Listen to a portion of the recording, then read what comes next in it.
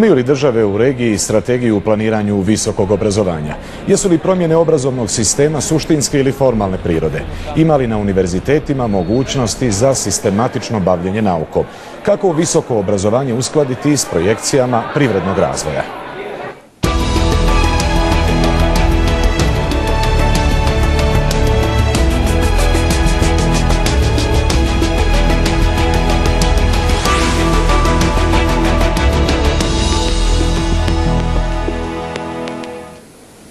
Lijep vam pozdrav, vi gledate Kontekst, a ja sam Adnan Rondić. Dakle, u ovoj emisiji govorit ćemo o visokom obrazovanju i njegovom društvenom značaju, usklađenosti obrazovnih programa i profila stručnjaka koji se obrazuju u regiji sa zahtjevima privrede i potrebama cjelokupnog ekonomskog razvoja. Naši gosti su u Zagrebu liječnik, pedijatar, forenzičar i genetičar, inače bivši ministar znanosti, obrazovanja i sporta u hrvatskoj vladi, doktor medicinskih nauka Dragan Primorac.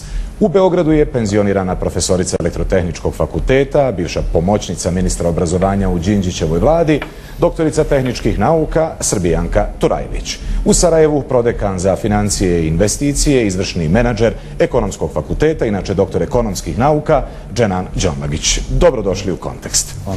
Evo dakle, gospodine Primorac, u kakvom stanju je visoko obrazovanje danas? Možemo govoriti je li na primjeru Hrvatske, ima li ulogu i značaj koji bi u društvu logično trebali je li imati i pripadati toj djelatnosti? Hvala vam lijepo. U Hrvatskoj se dogodio jedan apsurd, a on je bio definiran na jedan način i mojim mandatom, jer to je bio period gdje je Hrvatska zapravo ono što je vrlo neobičajeno za te političke elite ipak uspjela odabrati obrazovanje kao prioritet Hrvatske države. I vjerojatno oni koji su meni dali zeleno svjetlo da to napravim nisu znali koliko ću duboko ići. Ja ću reći samo par pokazatelja koji će vam vrlo jasno objasniti o čemu se dogodilo. Naime, od proračuna kojeg sam ja naslijedio, koji je bio tada negdje oko 7 milijardi, na datum mog odlaska, to je bilo 2009. godine, taj proračun je gotovo udvostručen, bio je oko 13 milijardi, to je bio najveći porast jednog ministarstva obrazovanja u Europi u tom trenutku odnosno na ishodišni proračun. Mi smo u tom vremenskom periodu uspjeli otvoriti 6 veleučilišta, 2 sveučilišta, izgraditi gotovo 400.000 metara kvadratnih prostora i povećati broj studenata za 45.000. To je sve bio razlogom zbog čega je i Newsweek tamo negdje 2010. godine Hrvatsku svrstao kao 22. državu glede ulaganja, investicija i promjena u obrazovanju, ali ja moram istaknuti da je mojim odlaskom to bitno reducirano. Danas je proračun Ministarstva znanosti, obrazovanja i sporta negdje na 11 milijardi, dakle potpuno identično ono što je bilo 2007. godine. Ali koliko god mi želeli govoriti o promjenama u obrazovanju, mi smo prvi licemjerni, jer ja sam kao ministar osjetio da akademska zajednica ne želi vidjeti te promjene obrazovanja jer se tiče direktno njihovih interesa. Sjetite se samo one velike akcije koja je bila vezana za uvođenje državne mature u Republici Hrvatskoj, najveće antikorupcijske mjere ikada u povijesti hrvatskog obrazovanja, koja je jednostavno determinirala da svaki učenik, isključujući, znači svaki učenik ovisno o njegovim rezultatu državne mature i njegovim prethodnim ocjenama se upisuje na visoka učilišta. Nešto ćemo kasnije, upravo i ovom licemjeru koje ste pomenuli, akademskoj zajednici. Evo, gospođo Turajlić, na nedavnoj panel diskusiji u Beogradu između ostalog rečeno da je visoko obrazovanje u Srbiji, citiramo, u havarisanom stanju. Je li to tačno i može li se, ako je tako, i kako brzo ta havarija popraviti? Ja, iskreno da vam kažem, mislim da je visoko obrazovanje, koliko ja pratim u celom regionu, u velikoj meri havarisano zato što mi se čini da na ovim prostorima zapravo se nije razumelo šta je neophodno reformisati u visokom obrazovanju. Drugim rečima, mi smo negdje razumeli da treba da upisujemo što više i više studenta, ali nismo razumeli da onog momenta kada počnemo da upisujemo 70% mlade populacije, mi više ne možemo imati studije koje školuju elitu, koju su školovale kad su upisivalo 30% mlade populacije. Dakle, po meni ključni problem visokog obrazovanja je u potpunom razumevanju akademske zajednice, a onda, ja bih rekla, državu, barem Srbiju, to mnogo nikad nije zanimalo, šta se želi od prve 3 godine studija. A od prve 3 godine studija, ako pogledate neke izveštaje po Evropi, se zapravo želi da postanu ekvivalent onoga što je srednja škola bila pre 30 godina, dakle da omoguće da se ljudi zaposle kada to završe. I vi danas imate, ne morate ići daleko, nedavno je bio sastanak u Brislu, izašao je izveštaj iz toga gde se velike kompanije u Evropi žale, one imaju na hiljade nepopunjenih radnih mesta, jer zapravo ne dobijaju kadar koji bi trebalo da zaposle. Istakli su pozitivne primere Nemačke i Austrije, gde ključno zapošljavanje ide iz Fachhochschulea, jednih i drugih, što zapravo odgovara u Srbiji visokim strukovnim školama, u Hrvatskoj veleučilištima, u Bosni ne znam tačno kako se to zove. Suština je da nijedna država nije usmerila pažnju ka veleučilištima koji bi trebalo zapravo da apsorbuju najveći deo populacije, a onda manje sredstava, ali vrlo razumno usmerenih ka onim univerzitetima kojih ne može biti onoliko koliko ih trenutno ima, jer nema zato snage da školuju elitu. Kad bi se oko toga dogovorili, mogli bi da počnemo da pričamo o tome kako reformisati sistem visokog obrazovanja, ovako je to sve haos. Evo, gospodine Đomlagiću, čuli smo naše goste u Zagrebu, Beogradu. Kakva je situacija u Bosni i Hercegovini? Pa evo, za početak ono što treba reći da u Bosni i Hercegovini visoko obrazovanje, nažalost, nije strateški prioritet vlada u Bosni i Hercegovini, jer oni imaju očito druge prioritete. Inače, ekonomija nije prioritet, a ja smatram da visoko obrazovanje može biti u funkciji ekonomskog razvoja zemlje. Ili bi moralo biti, ili tako? Ono je zapravo, ova globalna finansijska kriza je zapravo nam pokazala da su se mnoge zemlje kao izlaz iz finansijske krize opredijelile za ulaganja u visoko obrazovanje i u zdravstvo. To su dva strateška sektora u kojima zemlja može graditi svoju prednost u odnosu na druge ekonomije i iz čega može stvarati novu ekonomsku vrijednost, odnosno rast bruto domaćeg proizvoda. Što se tiče Bosne i Hercegovine, ovdje moram naspomenuti da ustavno uređenje zemlje zapravo određuje i sferu visokog obrazovanja. Vama je poznato, ne znam koliko je našim gostima u regiji poznato, ali je važno istaknuti da u Bosni i Hercegovini postoji jedan okvirni zakon o visokom obrazovanju koji je na državnom nivou, a onda u Republici Srpskoj, dakle, ona ima svoj zakon o visokom obrazovanju, a u Federaciji Bosne i Hercegovine visoko obrazovanje je na kantonalnim, odnosno županijskim nivoima. I tako da je u potpunosti jedan haos, zapravo visoko obrazovanje je fragmentirano u Bosni i Hercegovini i dakle ne postoji jedna sinhronizacija i strateško upravljanje tim vrlo važnim sektorom, odnosno resursom koji sutra generiše ljudski kapital, koji je vrlo važan sastavni dio bruto domaćeg proizvoda zemlje i koji ga zapravo generiše i iz čega se stvara privredni razvoj. Evo, gospodine Primorac, spomenuli ste pripadnike akademske zajednice i gospođa Turajlić je to uradila. S druge strane, preko puta njih ili skupa s njima, ne znam, vi ćete nam odgovoriti na to pitanje, jeste politika. Koliko su zapravo danas na suprotstavljenim stranama, tako da kažem, akademska zajednica i politika, ili je riječ zapravo o potpuno kompatibilnim, tako da kažemo, kategorijama koje u konačnici baš i ne donose mnogo dobroga visokom obrazovanju? Pa vidite, vi ste vjerojatno dobro informirani, na primjer, oko perioda mog mandata, jer vi ne možete samo govoriti o reformi visokog obrazovanja i to je moj prijatelj japanski ministar Matsuda vrlo jasno rekao gdje Evropljani čine grešku.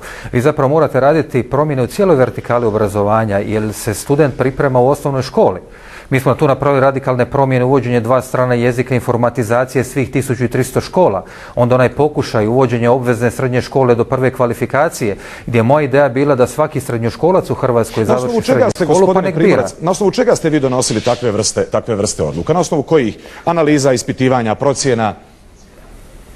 Da, temeljna analiza koju smo mi napravili nama je institut Ivo Pilar, to je vodeći institut za društvena istraživanja, pokazao da ako Hrvatska ne uvede obveznu srednju školu do prve kvalifikacije, u narednih 10 godina će 80.000 srednjoškolaca, što zbog siromaštva, što zbog nemogućnosti plaćanja prijevoza, ostati bez srednje škole. Pazite, to je broj koji je golem za jednu veliku Ameriku, a ne za malu Hrvatsku. Ali ja sam radio jednu reformu koja je bila bazirana na pozitivnim iskustvima SAD-a, Izraela, ali prilagođeno regiji. Reću vam jedan podatak, ja ga ne skrivam nikad. Europski obrazovni sustav ima ozbiljne probleme u usporedbi sa američkim obrazovnim sustavom.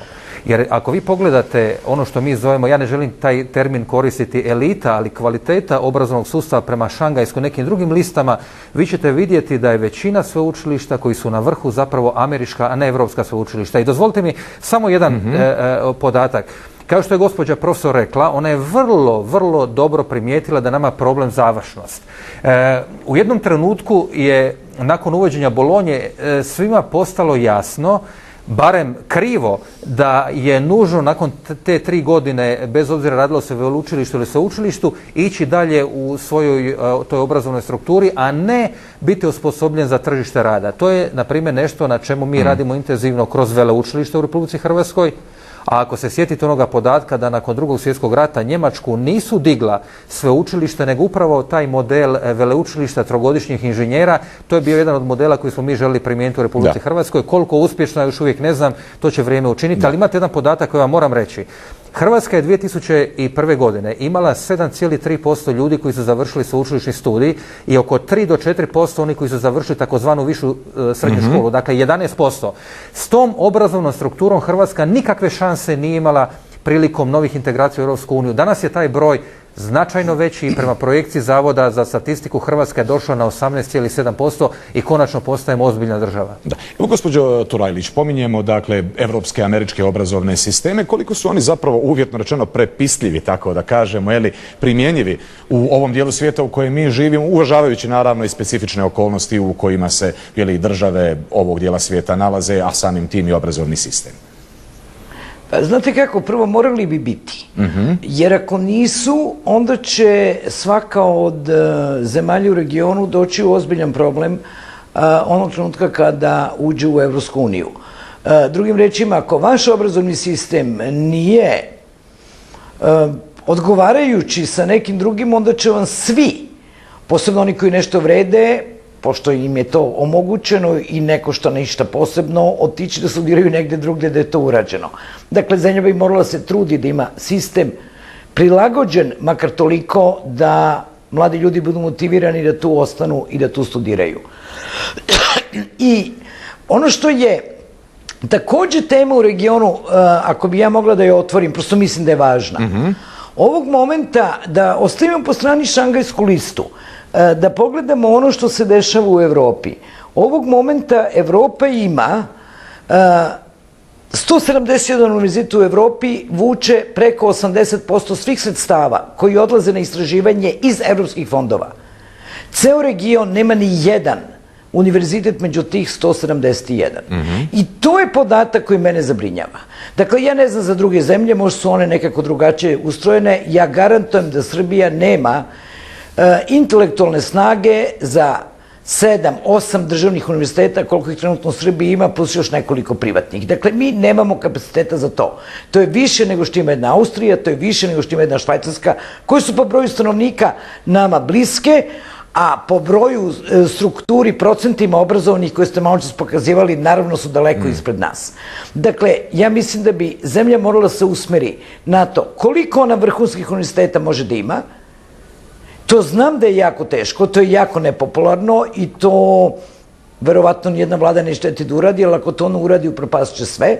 I da u taj 1 ili 2 više nema snage uloži, a od ostalih da naprave priznate, prepoznatljive, evropske makar, veleučilišne škole na koje će hrliti ljudi iz regiona i šire da se obrazuju i ja mislim da bi to bio fantastičan pomak u visokom obrazovanju. Evo, gospodine Đomlagiću, dakle, pomenuli ste malo prije fragmentiranost visokog obrazovanja u Bosni i Hercegovini, pa 10 kantona, pa jedan, pa drugi entitet, pa distrikt Brčko, pa državni nivo i to Ministarstvo civilnih poslova u koje kuramo nekako sve, zašto nema ingerencija na državnom nivou.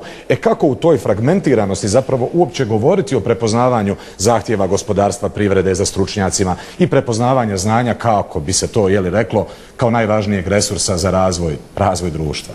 Dakle, očito da visokoobrazovne institucije u Bosni i Hercegovini se moraju osloniti na svoje vlastite snage i na svoje vlastite resurse. Ja vam mogu ilustrirati jedan sjajan primjer koji je Ekonomski fakultet u Sarajevu uradio u posljednje 2 godine, na koje sam ja jako ponosan i kao član tog kolektiva i kao član uprave, i naravno da sam ponosan na sve zaposlenike našeg fakulteta. Naime, o čemu se radi? Mi smo u 2011. godini dobili akreditaciju od Austrijske državne agencije, što znači da su zapravo naš kvalitet učenja i naš kvalitet nastave i primjene informacionih tehnologija u nastavi je prepoznatljiv u Republici Austriji, a s obzirom da je ova Austrijska državna agencija opet članica Evropske asocijacije agencija o visokom obrazovanju, to zapravo znači da smo mi zapravo već sada u Evropskoj uniji u tom kontekstu.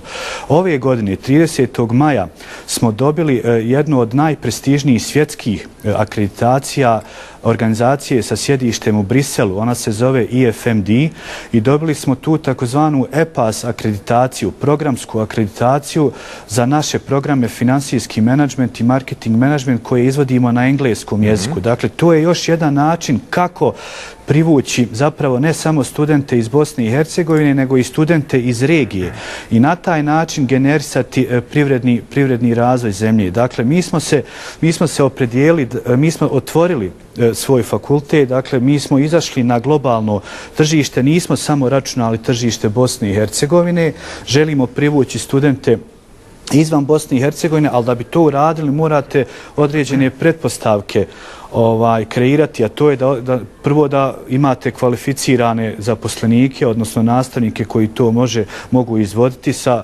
kompetencijama, sa znanjem engleskog jezika. Dakle, mi nudimo i programe na engleskom jeziku i na taj način se otvaramo prema inostranstvu. I za naše studente koji završe takav jedan program koji je akreditiran sada u Evropskoj uniji, a moram reći da smo mi sada rangirani, s obzirom da su kolege govorile o rangiranju visoko obrazovnih institucija, ja ću opet dati svijetli primjer moje institucije. Mi smo sada rangirani sa ovom EPAS akreditacijom 57. škola u svijetu, a procjena je da u svijetu postoji negdje oko 15.000 poslovnih škola, odnosno kako mi kažemo ekonomskih fakulteta. Dakle, mi smo sada rangirani 57. i to je do sada, zapravo od Daytona, od završetka rata u Bosni i Hercegovini do danas, sigurno najveći uspjeh u sferi visokog obrazovanja. Da, nažalost nisu česti takvi primjeri. Gospodine Primorac, evo, kako tehnološki razvoj generalno, brze tehničko-tehnološke promjene djeluju na kreiranje, da kažemo, odgovarajuće strukture visokoškolskog obrazovanja? Da. Vi ste inzistirali na tome, Da, apsolutno. Jer gledajte o čemu se radi. Ako vi postavite pitanje bilo kojem medicinskom fakultetu u Hrvatskoj, ko je najbolji, onda će svaki tvrditi za svoj. Znate što sam ja napravio? Naručio sam OECD, ovo vam je jedan dokument u rukama, evaluaciju cijelog hrvatskog obrazovnog sustava od strane potpuno neovisnih stručnjaka. I Hrvatska ništa drugo ne treba raditi nego slijediti ove kritike koje su unutra, koje su vrlo objektivno prikazane, koje govore o problemima sa kvalitetom, možda nedovoljnim brojem nastavnika prema studentima i slično, jer ako pokušate raditi vrednovanje unutar Hrvatske, vi uvijek uđete na opstrukcije. Ali ako me pitate o tehnologijama, ja vam mogu reći konkretno oko medicine. Vi ste vjerojatno čuli i prošle godine ste pratili jedan od najznačajnijih genetskih i forenzičkih skupova koji je bio na Bolu. Vidite, mi idemo dalje i sljedeće godine imate skup na kojem sudjeluju ISAF-ov skup, na kojem sudjeluju 3 Nobelovca i praktički svi relevantni ljudi koji dolaze iz područja molekularne medicine, forenzičke genetike. Dakle, naša regija može i vrata moraju biti otvorene, jer Hrvatska ne može biti sretna ako Bosna ili Srbija ili Makedonija ili Slovenija ima problema sa visokim obrazovanjem, i ja se zalažem za jedno zajedničko nastupanje na tržištu znanja prema Europi. Jer ja ne želim da Hrvati, Srbi, Bošnjaci budu najemna radna snaga, a da neki izvana dolaze i uzimaju naša radna mjesta. Vi morate znati da od sljedeće godine, nakon srpnja, ulaskom Hrvatske u Europsku uniju, da se sve mijenja, više ništa nije jednako. I ako Hrvatska nema snage konkurirati na europskom tržištu znanja, vi ćete imati ozbiljnih problema. I zadnji naputak koji će vam biti vrlo interesantan, zbog svega toga kako bi mi usmjerili obrazovnu politiku u Hrvatskoj, negdje prije 4-5 godina sam osnovao nacionalnu zakladu za stipendiranje učenika i studenata upravo za ona tehnička zanimanja koja su potrebna Hrvatskoj u budućnosti.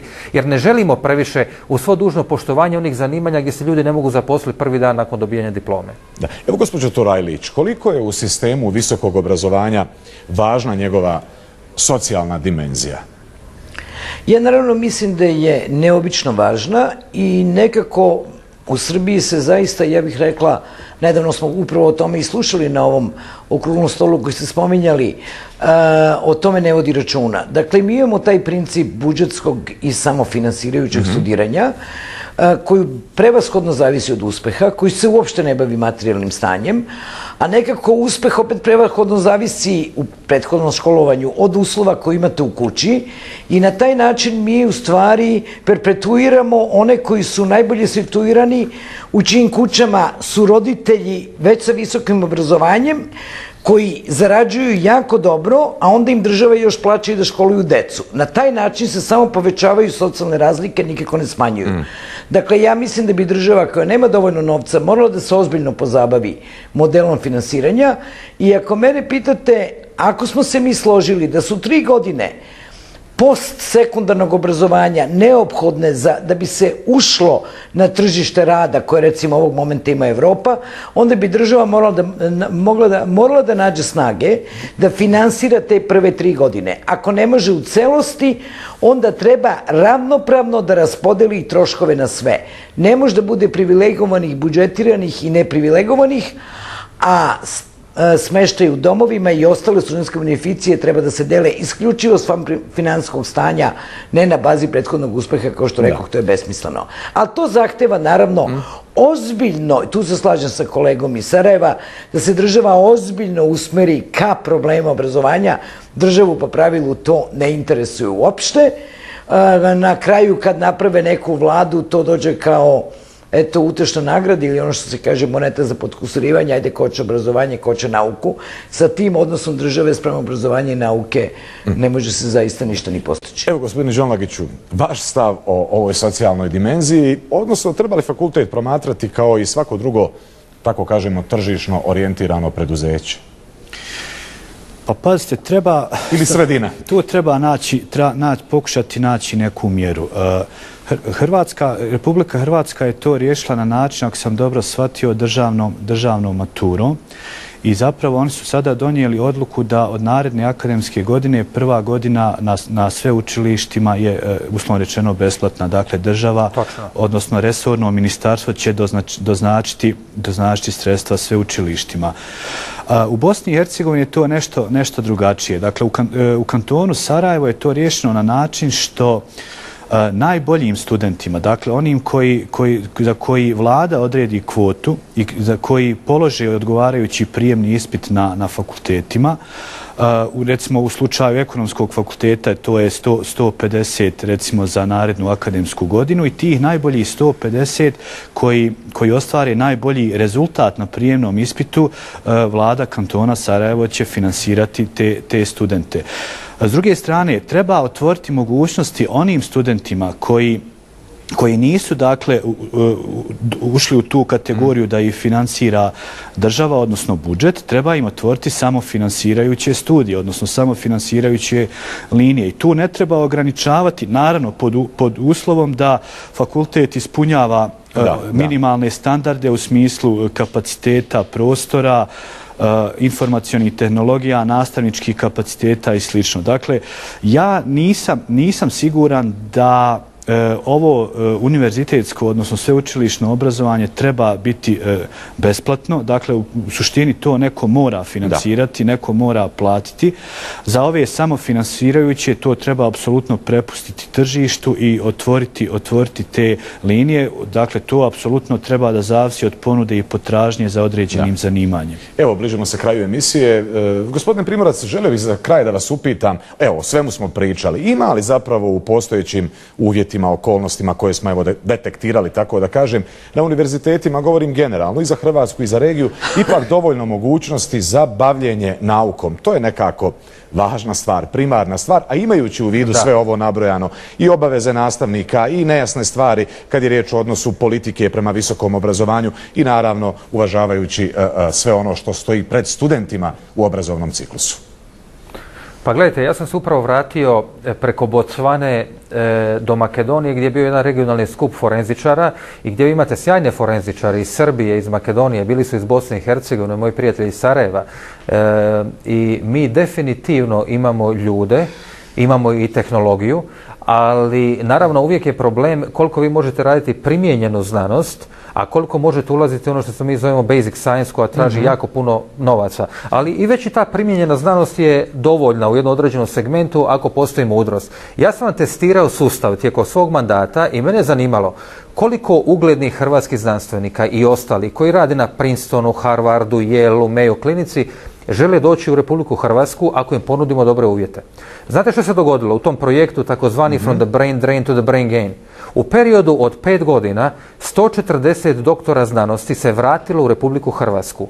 A ono što smo im ponudili je sljedeći. Subvencionirana kamata, oni su iz džepa plaćali svega oko 1,4% kamate, mogli su dobiti do 100.000 eura za znanstveni projekt i 2 asistenta. Dakle, može se. Da. Ali ako država zna kuda ide, nažalost, vrlo često država u predizbornim kampanjama koristi obrazovanje i znanost kao sredstvo, a prvi dan nakon što dobiju vlast zaborave na to. Ja sam imao jednu priliku možda tvrdoglavošću svojom snagom to promijeniti, ali evo vidite, ipak se počelo nešto događati. Ja duboko vjerujem da imamo kvalitetne ljude i tu se može napraviti dovoljno. Hvala. Hvala lijepa. Evo, dakle, hvala našoj gošći, hvala gostima za izdvojeno vrijeme. Poštovane gledateljke i gledatelji, i ovu emisiju naravno možete pogledati na našoj web stranici aljazeera.net/Balkans. Lijep vam pozdrav.